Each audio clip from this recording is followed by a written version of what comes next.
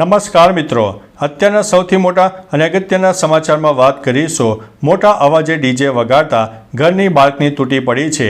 વડોદરાના દાંડિયા બજારમાં દશામાની યાત્રામાં મોટા અવાજે ગીતો વગાડતા ઘરની બાલ્કની તૂટી ગઈ હતી. વિવેક એપાર્ટમેન્ટના ચોથા માળની બાલ્કનીનો તૂટેલો ભાગ શેડ પર પડ્યો હતો. જોકે કોઈ જાનહાનિ થઈ નથી. મોડી રાત્રે 11:30 કલાકે ડીજે સાથે યાત્રા નીકળી છતાં પોલીસે જાહેરનામા ભંગની કાર્યવાહી કરી નથી. શહેરમાં રવિવારે દશામાની સ્થાપન વિધિ હોવાથી શનિવારે વિવિધ વિસ્તારમાં આગમન યાત્રાઓ નીકળી હતી. મિત્રો, અન્ય મહત્વના સમાચારની વાત કરીએ તો થોડી જ મિનિટોમાં 10 લાખ કરોડ સ્વાહા થઈ ગયા છે. સોમવારે ભારતીય શેર બજારમાં કડાકો નોંધાયો છે.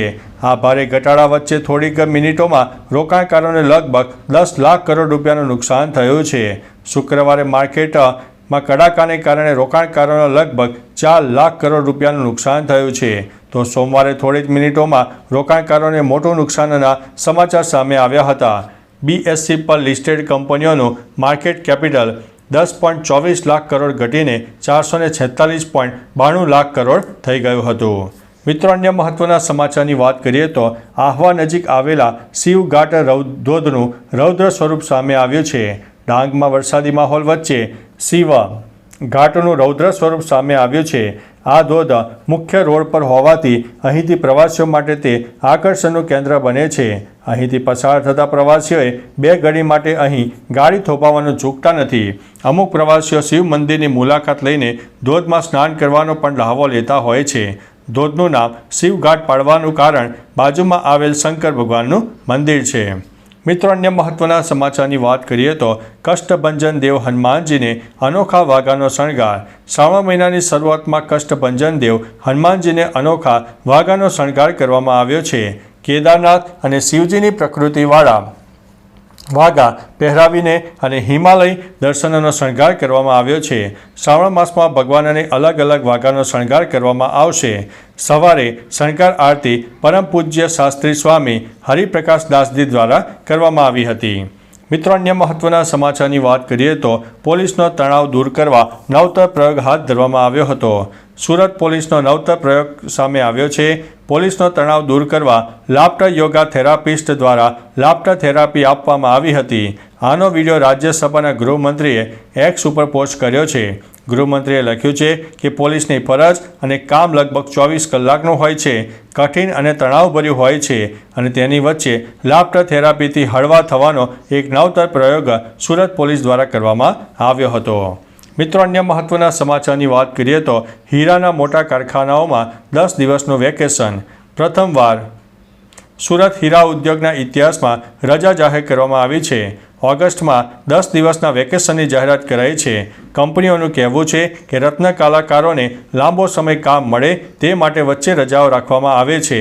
છેલ્લા 3 વર્ષથી હીરા ઉદ્યોગમાં મંદી છે. ખાસ કરીને રશિયા, યુક્રેન અને ઇઝરાયલ હમાસ યુદ્ધની સ્થિતિને કારણે અમેરિકા સહિતના દેશોએ મંદીનો માર સહન કરવો પડ્યો હતો. મિત્રો, અન્ય મહત્વના સમાચારની વાત કરીએ તો શ્રાવણના પહેલા સોમવારે ભક્તોની ભીડ ઉમટી પડી છે. ગુજરાતભરમાં શ્રાવણ મહિનાની શરૂઆત થઈ ગઈ છે. પહેલા સોમવારે રાજ્યભરના શિવાલયોમાં ભક્તોની ભીડ જોવા મળી છે. શિવ મંદિર હર હર મહાદેવના નાદથી ગુંજી ઉઠ્યું છે. સોમનાથ મહાદેવના મંદિરથી લઈને દ્વારકાના શિવ મંદિરોમાં પણ અન્ય જિલ્લાઓમાં નાના મોટા શિવ મંદિરોમાં પણ ભક્તો શિવજીના દર્શન કરવા માટે પહોંચી ગયા હતા. તેઓ મહાદેવજી પર દૂધનો અભિષેક કરીને પૂજા અર્ચના કરી રહ્યા હતા. મિત્રો, અન્ય મહત્વના સમાચારની વાત કરીએ તો સોનાના ભાવમાં જોવ્યો છે મોટો ઘટાડો. સોનાના ભાવમાં ઘટાડો થયો છે. ભારતમાં સોનાની કિંમત 22 કેરેટના ભાવ ₹6,469 પ્રતિ ગ્રામ અને 24 કેરેટ સોના માટે 7,057 પ્રતિ ગ્રામ છે. અમદાવાદમાં સોનાનો ભાવ 22 કેરેટ ₹6474 પ્રતિ ગ્રામ છે અને 24 કેરેટ સોનાનો ભાવ 7,062 પ્રતિ ગ્રામ છે.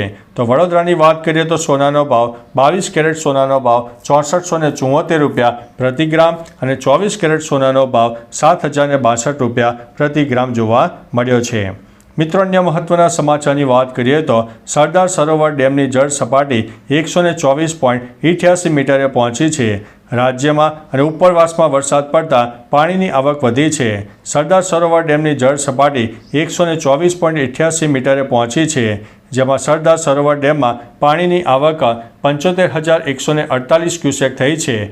મધ્યપ્રદેશમાં ભારે વરસાદથી ડેમમાં પાણીની આવક થઈ છે, તેમાં નર્મદા ડેમ હજુ પણ 15 મીટર ખાલી છે. સરદાર સરોવર ડેમમાં 2101.02 MCM પાણી જમા થયું છે.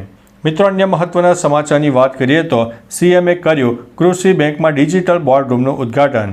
અમદાવાદમાં આવેલી કૃષિ બેંકના ડિજિટલ બોર્ડરૂમનું ઉદ્ઘાટન સીએમ ભૂપેન્દ્રભાઈ પટેલના હસ્તે કરાયું હતું. આ અંગે સીએમએ એક્સ પર લખ્યું છે કે કેન્દ્રીય ગૃહમંત્રી અમિત શાહના નેતૃત્વમાં કેન્દ્ર સરકારમાં અલાયદા સહકાર મંત્રાલયની શરૂઆત થતાં દેશમાં સહકાર ક્ષેત્રનો કાયાકલ્પ થયો છે. સહકાર ક્ષેત્રે સમાજના નાના માણસને ધ્યાનમાં રાખીને વિકાસ થઈ રહ્યો છે, જેનો મોટો લાભ કૃષિ ક્ષેત્રને અને ખેડૂતોને થઈ રહ્યો છે. તે ઘણા આનંદની વાત છે.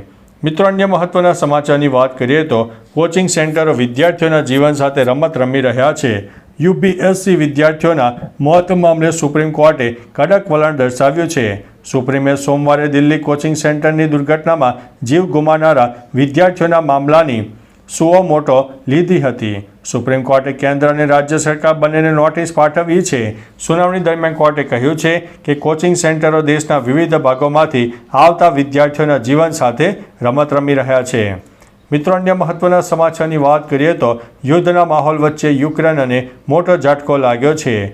માલીએ યુક્રેન સાથે રાજદ્વારી સંબંધો તોડી નાખ્યા છે. માલીએ આરોપ લગાવ્યો છે કે તાજેતરમાં વિદ્રોહીઓ દ્વારા રશિયાના ભાડૂતી સૈનિકો અને માલી સૈનિકોની હત્યામાં કીવના અધિકારીઓનો હાથ છે. માલીએ કહ્યું છે કે તે યુક્રેન સાથેના તમામ સંબંધો તાત્કાલિક અસરથી સમાપ્ત કરી રહ્યું છે. માલીમાં સરકાર વિરુદ્ધ અનેક સંગઠનો ઊભા છે અને તેમાં તુઆરેજ વિદ્રોહી પણ સામેલ છે. મિત્રો, અન્ય મહત્વના સમાચારની વાત કરીએ તો 27 વર્ષ બાદ તૂટ્યો ભારતનો આ સિલસિલો. શ્રીલંકા સામેની વન ડે સિરીઝ જીતવાનું ભારતનું સપનું તૂટી ગયું છે. પહેલી મેચ ટાઈ રહી, બીજી મેચ ભારત 32 રને હાર્યું હતું. આ સાથે શ્રીલંકા સામે ભારતની સતત 11 દ્વિપક્ષીય સિરીઝની જીતનો સિલસિલો તૂટી ગયો છે. અગાઉ 1997માં ભારતે શ્રીલંકા સામે સિરીઝ જીતવામાં નિષ્ફળ રહ્યું હતું. આ સિવાય એક વન ડે ઇન્ટરનેશનલમાં સ્પિનરો સામે સૌથી વધુ વિકેટ ગુમાવવાનો ભારતનો રેકોર્ડ પણ શ્રીલંકાના સામે જોવા મળ્યો છે.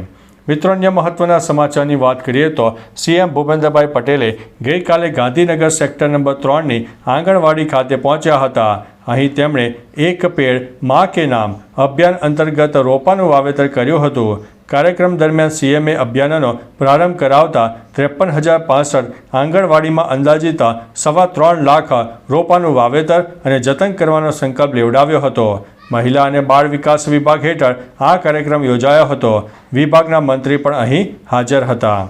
મિત્રો, અન્ય મહત્વના સમાચારની વાત કરીએ તો રદ કરો સીબીઆરટી પદ્ધતિ રદ કરો. રદ કરો સીબીઆરટી પદ્ધતિ રદ કરોના નારાથી ગાંધીનગરનું રામકથા મેદાન ગુંજી ઉઠ્યું છે. વન વિભાગની ભરતીનું પરિણામ જાહેર થતાં જ ઉમેદવારોમાં રોષ ફાટી નીકળ્યો છે.